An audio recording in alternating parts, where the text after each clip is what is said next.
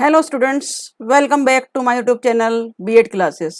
BEd classes में आपका स्वागत है, अभिनंदन है। स्टूडेंट्स, इसके पहले वीडियोस में हमने देखा था बाल विकास की अवधारणा, कंसेप्ट, डेफिनेशन एंड कैरेक्टरिस्टिक्स। पूरी थ्योरी को हमने वीडियो में समझा था, बहुत अच्छे से इसको एक्सप्लेन किया गया है। स्टूडेंट्स के कमेंट्स भी आए कि मैडम समझ में आ रहा है। उसी पर आधारित स्टूडेंट्स की डिमांड पर मैं लेकर आई हूँ क्वेश्चन आंसर सीरीज। पहले हम थ्योरी पढ़ते हैं स्टूडेंट्स, फिर उस पर आधारित क्वेश्चन आंसर, जो कि संविदा ग्रेड 3 के लिए बहुत ही इंपॉर्टेंट है। आइए हम देखते हैं प्रश्नोत्तर सीरीज। स्टूडेंट्स, आज से मैं स्टार्ट कर रही हूँ आपके लिए जो भी थ्योरी आपको लर्न कराऊंगी, पढ़ाऊंगी, टीच करूंगी, उसी पर आधारित क्वेश्चन आंसर आपको मिलते जाएंगे प्रैक्टिस सेट में, 1 बाय 1, 1 2 3 4 इस तरह में सेट एडजस्ट किए आपके लिए, तैयार किए, वो आपको मिलते जाएंगे, जो कि संविदा ग्रेड 3 के लिए बहुत ही इंपॉर्टेंट है। स्टूडेंट्स, प्रैक्टिस सेट को शुरू से लेकर अंत तक जरूर देखें, प्रारंभ से लेकर अंत तक वीडियो को अंत तक जरूर देखें। आइए हम देखते हैं पहला क्वेश्चन, चाइल्ड डेवलपमेंट पर आधारित, बाल विकास की अवधारणा पर आधारित। पहला क्वेश्चन है, विकास एक सतत और धीरे धीरे होने वाली क्रिया है, परिभाषा किसने दी? आंसर दीजिए स्टूडेंट्स।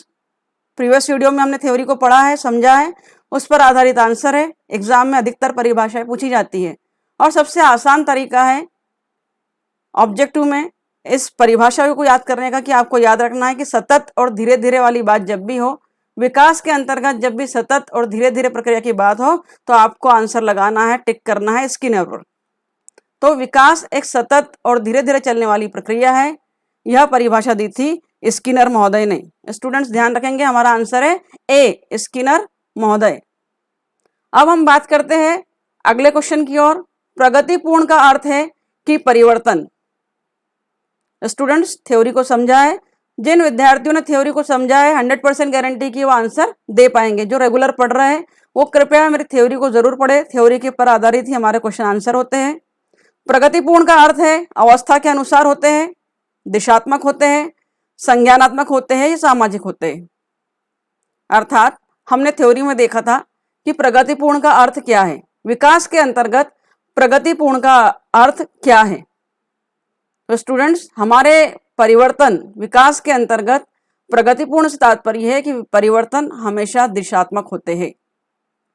हमारा आंसर होगा बी, दिशात्मक, क्योंकि हमने पढ़ा है थ्योरी में कि हमेशा पश्चोन्मुख नहीं, अग्रोन्मुख परिवर्तन होते हैं। कभी भी बालक पीछे की ओर परिवर्तन नहीं करता, हमेशा दिशागत रूप से आगे ही बढ़ता है। तो हमारा आंसर होगा बी। स्टूडेंट्स, अगला प्रश्न है आपके लिए, विकास में होने वाले परिवर्तन मात्रात्मक होते हैं, किसने कहा? क्या जेम्स ड्रेनर ने कहा, क्या मुनरो ने कहा, क्या हरलॉक ने कहा, या डी, थॉर्नडाइक ने कहा? बताइए स्टूडेंट्स, अपना एनालिसिस, खुद का आकलन खुद कर सकते हैं आप लोग, अगर थ्योरी को पढ़ा है तो। देख लीजिएगा कितने में से कितने आंसर सही जा रहे हैं। और कृपया अगर स्टूडेंट्स वीडियो को देख रहे हैं तो कमेंट बॉक्स में आंसर जरूर लिखिएगा कि मेरे 20 में से 20 सही गए, 20 में से 15 सही गए, 20 में से 10 सही गए। हाँ, तो हम बात कर रहे थे कि विकास में होने वाले परिवर्तन मात्रात्मक होते हैं, किसने कहा? थ्योरी को पढ़ा है जिन्होंने, वे आंसर दे पाएंगे।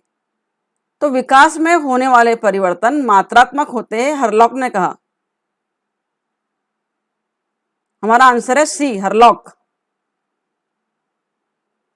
विकास में होने वाले परिवर्तनों को, अगला क्वेश्चन है हमारे लिए, विकास में होने वाले परिवर्तनों को डैश डैश अनुभव किया जा सकता है और मापा भी जा सकता है। ए, बी, अनुभव किया जा सकता है, सी, नापा जा सकता है, और डी, ए और बी दोनों। बताइए, जो परिवर्तन होते हैं उसे नापा जा सकता है या सिर्फ अनुभव किया जा सकता है? स्टूडेंट, हमारा आंसर होगा अनुभव किया जा सकता है। विकास में होने वाले परिवर्तनों को हम सिर्फ अनुभव कर सकते हैं। बालक को देखकर आपके रिश्तेदार, आपके पड़ोसी, आपके सखा, आपके मित्र ये कहते हैं कि इस बालक का आईक्यू लेवल बहुत अच्छा है या यह बालक बहुत होशियार है, लेकिन उसको मापने का मेजरमेंट नहीं है, कोई पैमाना नहीं है, उसको हम माप नहीं सकते, उसको अनुभव कर सकते हैं कि डे बाय डे ये बालक विकास की ओर, ये छात्र विकास की ओर अग्रसर हो रहा है।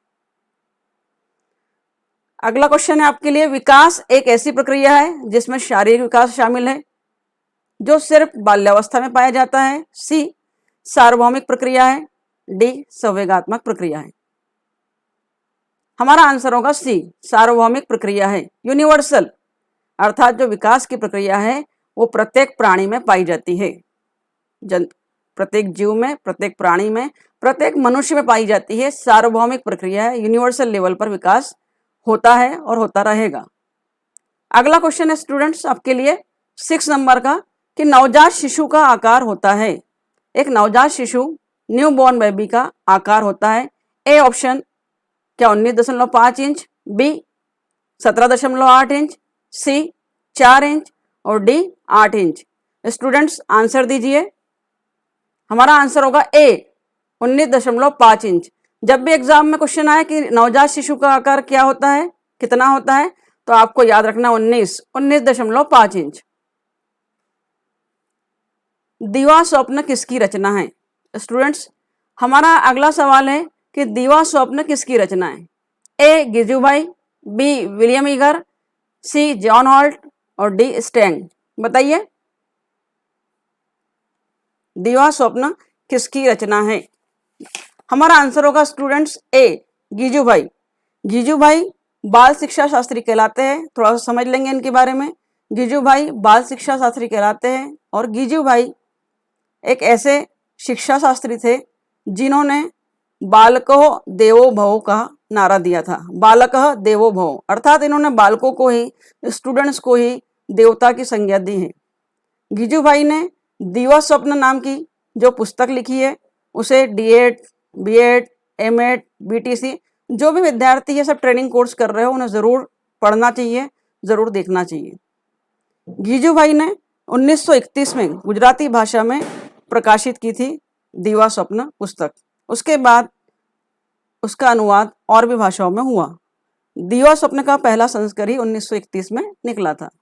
अगर दीवा स्वप्न पर संस्करण पर बात आए, लैंग्वेज पर बात आए, आपको गुजराती लिखना है, 1931 बताना है। ये गिजुभाई एक प्रसिद्ध शिक्षा शास्त्री हुए, जिसे हम अगर पढ़ेंगे तो उनकी जो साइकोलॉजी है, जो उनकी सोच है, वो बहुत गहन अध्ययन है और बहुत लाभकारी हमारे लिए। आगे बढ़ते हैं स्टूडेंट्स। बालकों की सुरक्षा के लिए कौन सा अनुच्छेद है?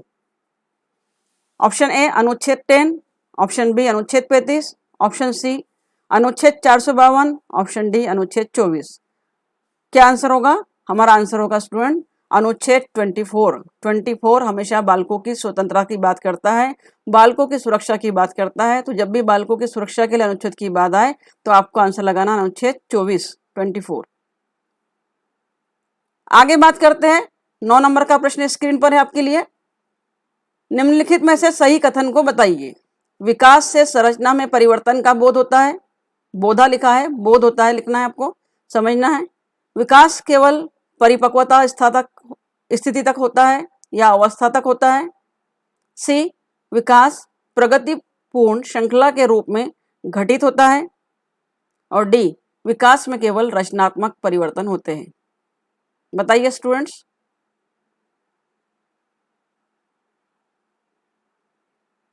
हमारा आंसर होगा सी विकास प्रगतिपूर्ण श्रृंखला के रूप में घटित होता है। थ्योरी में पढ़ा था और इसके पूर्व भी प्रश्न में हमने इस बात को समझा है कि हमेशा प्रगतिपूर्ण श्रृंखला के रूप में घटित होता है, कभी विघटनपूर्ण श्रृंखला के रूप में घटित नहीं होता। हमेशा आगे की ओर बात करते हैं, हमेशा दिशात्मक परिवर्तन की बात करते हैं, इसलिए हमारा आंसर होगा ऑप्शन सी। 10 नंबर का क्वेश्चन आपके लिए है। निम्नलिखित में से स्वर्ण आयु किसे कहा जाता है? किशोरावस्था को, प्रौढ़ावस्था को, उत्तर बाल्यावस्था को और वयः संधि को।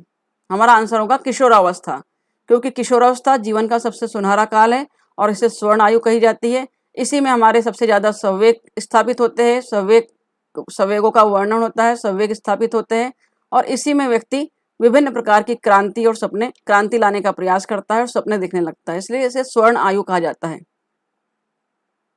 विकासात्मक मनोविज्ञान के अंतर्गत विकास और विवृद्धि एक ही अर्थ में प्रयुक्त होते हैं। क्या सही या गलत है? बताइए स्टूडेंट्स। ये जो सेंटेंस है, जो स्टेटमेंट है कि विकासात्मक मनोविज्ञान साइकोलॉजिकल डेवलपमेंट की बात कर रहे हैं, उसमें डेवलपमेंट और ग्रोथ की बात कर रहे हैं, अभिवृद्धि की बात कर रहे हैं, दोनों एक ही अर्थ में प्रयुक्त होते हैं। क्या आंसर होगा हमारा? बी गलत। नहीं, दोनों एक ही अर्थ में प्रयोग नहीं होते।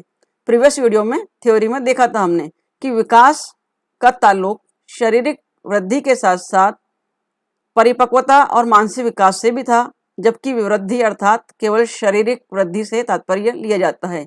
ऊंचाई में, भार में, वजन में जो वृद्धि होती है विवृद्धि कहलाती है। इसलिए दोनों अपने आप में बहुत महत्वपूर्ण है और बहुत अलग अर्थ रखते हैं। तो हमारा आंसर होगा विकास और वृद्धि एक ही अर्थ में प्रयुक्त होते नहीं होते, तो आंसर बी गलत। किशोरावस्था को समस्याओं की अवस्था भी कहा जाता है, क्या सही है या गलत? दो ऑप्शन है आपके पास, आपको बताना है कि किशोरावस्था को समस्याओं की अवस्था भी कहा जाता है। हमारा आंसर होगा बी गलत। ऑप्शन में देख सकते हैं आप, ए छप गया है, प्रिंट हो गया है, प्रिंटिंग मिस्टेक है, आप बी देखेंगे और हमारा आंसर होगा बी, क्योंकि किशोरावस्था को स्वर्ण आयु कहा जाता है, सुनहरा काल कहा जाता है, समस्याओं की अवस्था नहीं कहा जाता। समस्या ठीक है किशोरावस्था में आ सकती है बालक को, परंतु एक सुनहरा काल होता है, वो बहुत ज़्यादा एक्साइटेड होता है, बहुत ज़्यादा उसमें जोश और उमंग होती है, तो अपनी समस्याओं को चुटकियों में वो हल भी कर लेता है। इसलिए हमारा आंसर होगा बी। अगला क्वेश्चन है, विकास की अवस्थाओं में होने वाले क्रमिक परिवर्तन एक ही गति में अविराम चलते ए, बी रचनात्मक प्रकार से संबंधित होते हैं, सी एक दूसरे से अलग ना होकर जुड़े हुए होते हैं, और डी उपयुक्त सभी। स्टूडेंट्स आंसर दीजिए। विकास की अवस्थाओं में होने वाले क्रमिक परिवर्तन, हमारा आंसर होगा सी एक दूसरे से अलग ना होकर जुड़े होते हैं। स्टूडेंट्स हमने देखा था कि इसके प्रीवियस वीडियो में शिशु अवस्था, बाल्यावस्था, किशोरावस्था, सारी अवस्थाएं, सारी स्टेजेस जो होती है, अवस्थाएं होती है, वो एक दूसरे से जुड़ी होती है, एक दूसरे पर डिपेंड होती है, इसलिए एक दूसरे से अलग ना होकर जुड़े हुए होते हैं। शेषावस्था में शिशु निम्न में से क्या सीखता है? अगला क्वेश्चन है आपके लिए, शेषावस्था में शिशु निम्न में से क्या सीखता है? क्या श्वसन करना, क्या चलना, क्या खेलना, क्या हंसना? आंसर दीजिए। हमारा आंसर होगा सी खेलना। शेषावस्था में शिशु निम्न में से क्या सीखता है? तो खेलना सीखता है।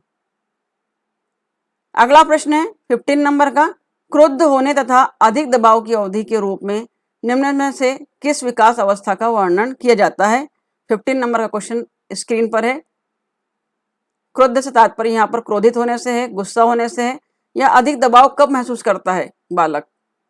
तो हमारा आंसर होगा सी किशोरावस्था में ही। समस्या की अवधि तो नहीं होती है, परंतु उस किशोरावस्था में एक अधिक दबाव भी होता है, बहुत जल्दी प्रेशर में आ जाता है बच्चा, बहुत जल्दी डिप्रेशन में आ जाता है, फ्रस्ट्रेट भी हो जाता है, अगर उसकी चाही गई वस्तुएं, चीजें या स्थिति नहीं होने पर वो क्रुद्ध होने लगता है, डिप्रेशन में चला जाता है। इसलिए कहा गया है कि क्रुद्ध होने तथा अधिक दबाव की अवधि का काल किशोरावस्था, एडोलेसेंस अवस्था कहलाती है। 16 नंबर का क्वेश्चन स्क्रीन पर है, देख सकते हैं। गर्भित रचकन कहते हैं, सीटेट में पूछा गया क्वेश्चन है, एग्जाम में पूछा गया था। गुणसूत्र, युग्मज, जर्म सेल शुक्राणु या जीन्स? 16 नंबर के क्वेश्चन की हम बात कर रहे हैं, हमारा आंसर होगा बी युग्मज। 17 नंबर का क्वेश्चन स्क्रीन पर, गर्भ में बच्चा किस यौन का होगा? यह तथ्य निम्न में से किसके द्वारा निर्धारित होता है? आनुवांशिकता के द्वारा, ए युग्मज के द्वारा, बी सी स्त्री के रचकन द्वारा, या डी परिपक्वता? आंसर दीजिए स्टूडेंट्स। हमारा आंसर होगा ए 17 नंबर का हमारा आंसर होगा आनुवांशिकता, ए। 18 नंबर के क्वेश्चन की हम बात कर रहे हैं। किशोरावस्था में बच्चे किस प्रकार की समस्या का सामना करते हैं? किशोरावस्था में बच्चे किस प्रकार की समस्या का सामना करते हैं? ए शारीरिक एवं मानसिक परिवर्तन से समायोजन करना, अपने साथियों से समायोजन करना, अपने माता पिता से समायोजन करना, या पढ़ाई संबंधी समायोजन करना? आंसर दीजिए। हमारा आंसर होगा शारीरिक एवं मानसिक परिवर्तन से समायोजन करना सीख जाते हैं और इस प्रकार की समस्या का सामना करते हैं, क्योंकि किशोरावस्था स्वर्ण आयु है, सुनहरा अवसर है, एक बहुत सुनहरा काल है कहा जाता है इसे। तो इसमें समस्या आती है जब, तो शारीरिक एवं मानसिक परिवर्तन से समायोजन कर लेता है। 19 नंबर का क्वेश्चन है स्क्रीन पर, विकास के किस काल को अत्यधिक दबाव और तनाव का काल कहा गया है? विकास के किस काल को अत्यधिक दबाव और तनाव का काल कहा गया है? स्टूडेंट्स अब तो क्लियर हो गया होगा, आंसर दे सकते हैं आप। कि किशोरावस्था ही वो काल है, हमारा आंसर होगा ए, किशोरावस्था ही वो काल है जब व्यक्ति सपनों की दुनिया में होता है, उमंग की दुनिया में होता है, अपनी सफलताओं के लिए सपने सजो रहा होता है। तो वही काल उसके लिए अत्यधिक दबाव और तनाव का काल भी होता है, क्योंकि अपनी भविष्य की योजनाएं भी वो किशोरावस्था के काल में ही बनाता है। तो हमारा आंसर है ए। 20 नंबर का क्वेश्चन और लास्ट क्वेश्चन आपके सामने है स्टूडेंट्स। बच्चे के संज्ञानात्मक विकास हेतु उत्तम स्थान है। ए खेल का मैदान, बी सभागार, सी घर और डी विद्यालय एवं कक्षा का वातावरण। बच्चे के संज्ञानात्मक विकास हेतु उत्तम स्थान है, आंसर दीजिए। हमारा आंसर होगा डी विद्यालय एवं कक्षा का वातावरण, क्योंकि जो उसका डेवलपमेंट है, संज्ञानात्मक विकास है, संवेगों का विकास है, इमोशंस डेवलपमेंट है, वो विद्यालय एवं कक्षा के वातावरण में ही प्रॉपरली होते हैं। स्टूडेंट्स, आपके पास उत्तरमाला दी गई है, उत्तरमाला में भी आप देख सकते हैं उत्तरों को। और अगले वीडियो में मैं विकास या बाल विकास की अवस्थाओं पर चर्चा करूंगी। बाल विकास की थ्योरी आपके सामने रहेगी और उस पर आधारित प्रश्न उत्तर आप देखेंगे। तो कृपया 3rd ग्रेड के लिए लगातार वीडियोस को देखते रहिए, जुड़े रहिए। और अगर वीडियो अच्छा लगा हो तो लाइक करें, कमेंट करें, सब्सक्राइब करें। Thank you students, thank you very much.